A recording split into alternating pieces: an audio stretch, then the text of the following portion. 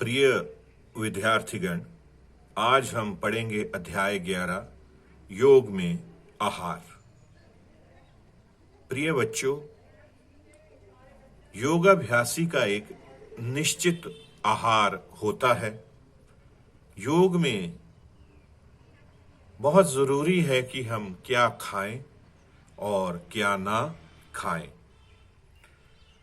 गीता में भी भगवान श्री कृष्ण ने कहा है कि उपयुक्त आहार किए बिना योगाभ्यास लाभदायक नहीं होता। बच्चों, आहार मुख्यतः 3 प्रकार का होता है: तामसिक, राजसिक व सात्विक। आहार से ही हमारा शरीर हष्ट पुष्ट होता है और शरीर में ऊर्जा उत्पन्न होती है। आहार हमारे शरीर का संतुलित विकास करता है। यह हमें रोगों से लड़ने की शक्ति प्रदान करता है। भोजन के विषय में यहाँ तक भी कहा गया है, जैसा खाएं अन्न वैसा होवे मन। तामसिक भोजन तमोगुण प्रधान होता है। तम का अर्थ है आलस्य, इसलिए तमोगुणी भोजन से शरीर में आलस्य उत्पन्न होता है और योगाभ्यासी के लिए यह भोजन वर्जित है। हमारे शरीर में कम पौष्टिकता यह प्रदान करता है। इसके अंतर्गत बासी भोजन, ठंडा भोजन, अचार, चटनी, डिब्बाबंद भोजन, मांस, मछली, अंडा और ठंडे पेय पदार्थ शामिल होते हैं। हमें तामसिक भोजन से परहेज करना चाहिए। राजसिक भोजन, इसके नाम से ही स्पष्ट होता है कि राजाओं जैसा भोजन राजसिक भोजन कहलाता है। इस भोजन में विविध व्यंजन आते हैं। इसमें राजाओं द्वारा खाए जाने वाले 56 व्यंजनों का वर्णन आता है। इस भोजन को बनाने में विविध प्रकार के मसालों का उपयोग किया जाता है। भोजन को तेल में भूनकर तलकर बनाया जाता है। यह भोजन अत्यधिक स्वादिष्ट व गरिष्ठ होता है। यह पचाने में कठिन होता है।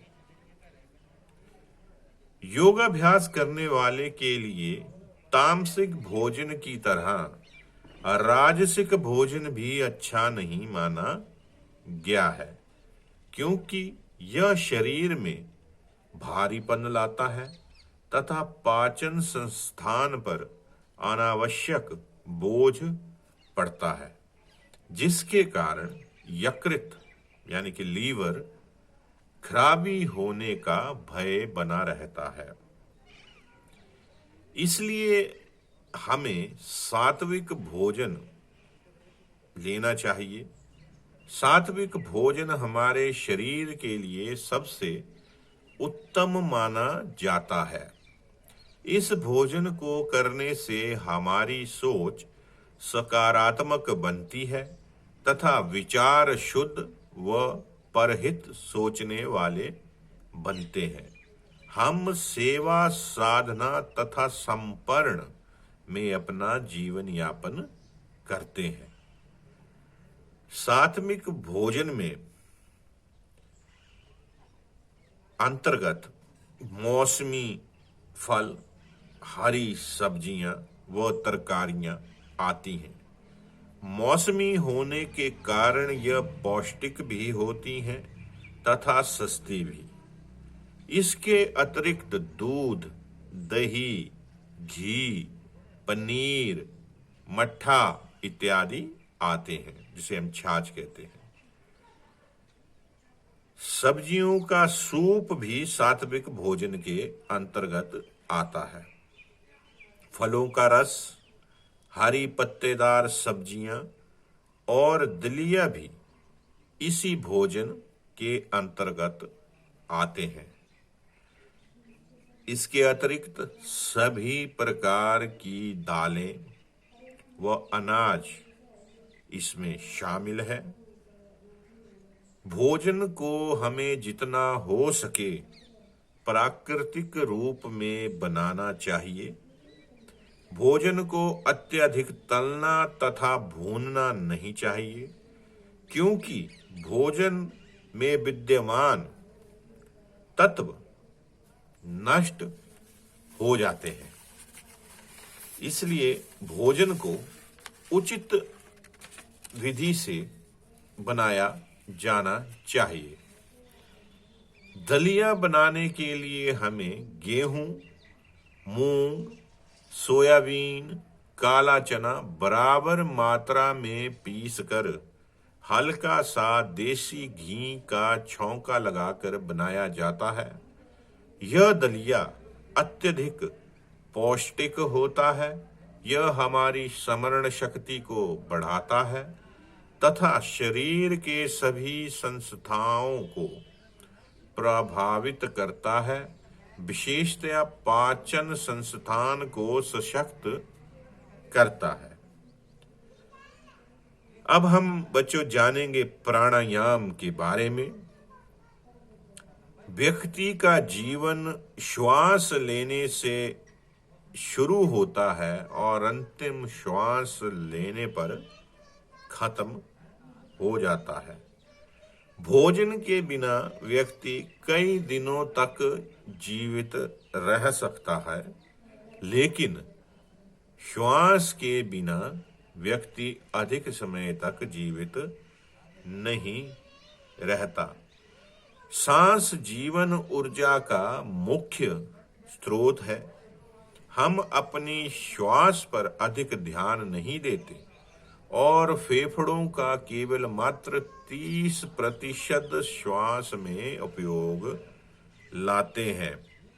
फेफड़ों में अगर पूरी क्षमता से श्वास भरें तो हम अपनी ऊर्जा को बढ़ा सकते हैं। हमारे श्वास लेने का तरीका हमारी मानसिक स्थिति को दर्शाता है।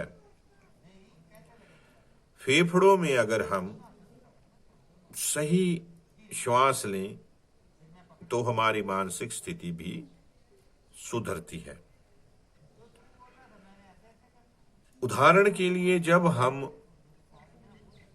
क्रोध करते हैं तो हमारी श्वास छोटी, तेज तथा अनियंत्रित हो जाती है।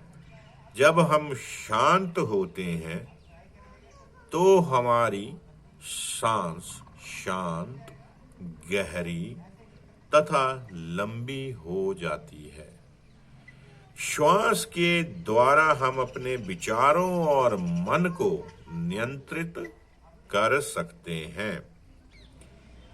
प्राणायाम 2 शब्दों के मेल से बना है, प्राण और आयाम, अर्थात प्राणों का आयाम, प्राणों का विस्तार तथा प्राणों का नियंत्रित करना। जिस शक्ति के द्वारा हम जीवन शक्ति या वाइटल फोर्स को बढ़ाते हैं, उस विद्या को प्राणायाम कहते हैं। आओ बच्चों, प्राणायाम करने के लिए सबसे पहले आप पद्मासन की स्थिति में बैठ जाएं। प्राणायाम का अभ्यास करने के लिए अपनी कमर तथा गर्दन को बिल्कुल पद्मासन की स्थिति में सीधा रखें। हाथों को ज्ञान मुद्रा में रखें। सबसे पहले हम जानेंगे कि यौगिक श्वास का क्या तरीका है। यौगिक श्वास में पहले फेफड़ों को पूर्णतया सांस बाहर निकाल कर खाली करें तथा पेट को भी पिचका लें। फिर यौगिक श्वास के लिए धीरे धीरे नाक से सांस भरें तथा फेफड़ों को भी फैलाएं। श्वास प्रक्रिया धीमी, गहरी व लय युक्त हो। यौगिक श्वास को भी पद्मासन में करते हैं। पद्मासन लगाकर रखें तथा दोनों नथनों से सांस धीरे धीरे बाहर इस प्रकार निकालें कि फेफड़ों से कार्बन डाइऑक्साइड पूर्णतया निष्कासित हो जाए और पेट पूर्णतया पिचक जाए। उदर के साथ फेफड़ों में भी संकुचन हो। अब हम श्वास प्रक्रिया प्रश्वास क्रिया एक साथ करेंगे। श्वास बाहर निकालकर पेट तथा फेफड़ों को पूर्णतया पिचकाएं। अब धीरे धीरे श्वास पहले बताई गई विधि के अनुसार भरें तथा श्वास बाहर छोड़ें। 5 से 10 बार इस क्रिया का अभ्यास करें। इसे डायफ्रामेटिक ब्रीदिंग भी कहते हैं। प्रिय बच्चों, श्वास प्रश्वास प्रक्रिया से हमारे शरीर पर बहुत अच्छा प्रभाव पड़ता है। बच्चों, इस क्रिया के अभ्यास से हमारे शरीर में कार्बन डाइऑक्साइड तथा ऑक्सीजन का अनुपात बदल जाता है।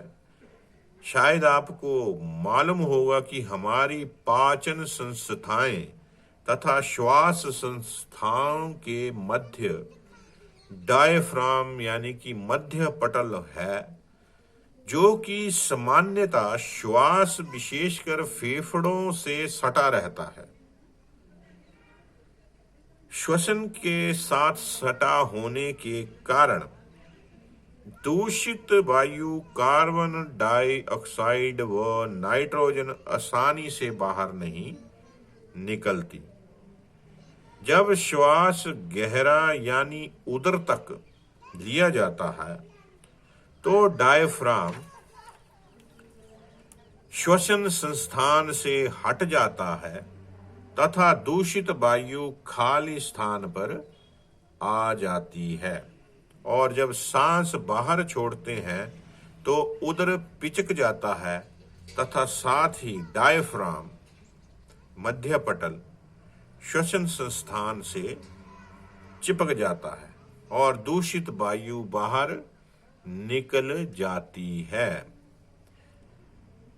प्राणायाम में श्वास प्रश्वास की क्रिया जानने के बाद लयबद्ध श्वास प्रश्वास के बारे में जानकारी व अभ्यास करना जरूरी है। श्वास प्रश्वास की क्रिया की भांति सर्वप्रथम आप पद्मासन की स्थिति में बैठ जाएं तथा दोनों हाथों को घुटनों पर ज्ञान मुद्रा में रखें। अब आंखें बंद करके धीरे धीरे नथनों से सांस अंदर भरें तथा थोड़ी देर रुकने के बाद सांस धीरे धीरे नथनों से बाहर निकालें। सांस लेते समय तथा छोड़ते समय ध्यान श्वास पर लगाए रखें। श्वास लेने तथा छोड़ने का समय बराबर होना चाहिए। उदाहरण के लिए 15 सेकंड में सांस लें तथा 15 सेकंड में ही श्वास को छोड़ें। इस क्रिया को 15 से 20 बार दोहराएं। लयबद्ध श्वास प्रश्वास क्रिया के हमें बहुत से फायदे हैं। प्राणायाम की इस क्रिया से हमारा शरीर प्राकृतिक लयबद्धता को प्राप्त करता है। इसके अतिरिक्त हमें नकारात्मक प्रभावों से बचाता है तथा हमारे जीवन में सामंजस्य लाता है। ओम का उच्चारण एक विशेष विधि से किया जाता है। यह भी एक बहुत अच्छा प्राणायाम है। इसे हम उद्गीत प्राणायाम कहते हैं। इस प्राणायाम के लिए भी हमें पद्मासन की स्थिति में बैठ जाएं तथा दोनों हाथों को ज्ञान मुद्रा में दोनों घुटनों पर रखें। धीरे धीरे श्वास को नथनों से बाहर निकालें। धीरे धीरे लंबा तथा गहरा श्वास लें तथा ओम का उच्चारण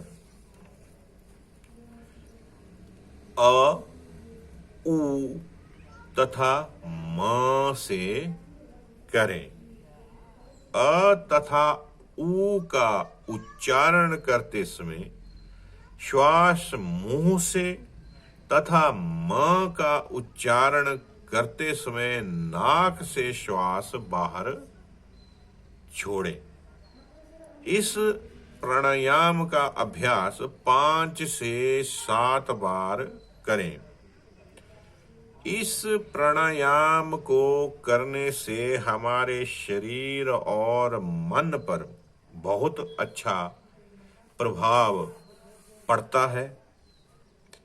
आपको मालूम ही होगा बच्चों की ऑक्सीजन हमारे जीवन के लिए कितनी जरूरी है तथा कार्बन डाइऑक्साइड हमारे लिए कितनी हानिकारक है।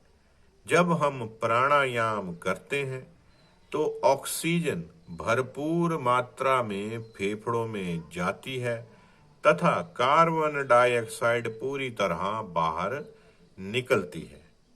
परिणाम स्वरूप हमारे शरीर में रक्त की शुद्धि होती है तथा मन एकाग्र होकर पढ़ाई में लगता है तथा रक्त की शुद्धि के कारण शरीर पूर्णतया निरोगी हो जाता है। बच्चों, हमें प्रतिदिन नाश्ते से पहले इसका अभ्यास करना चाहिए तथा हमारा जिससे मन सदा प्रसन्न रहे और निरोगी रहे। धन्यवाद।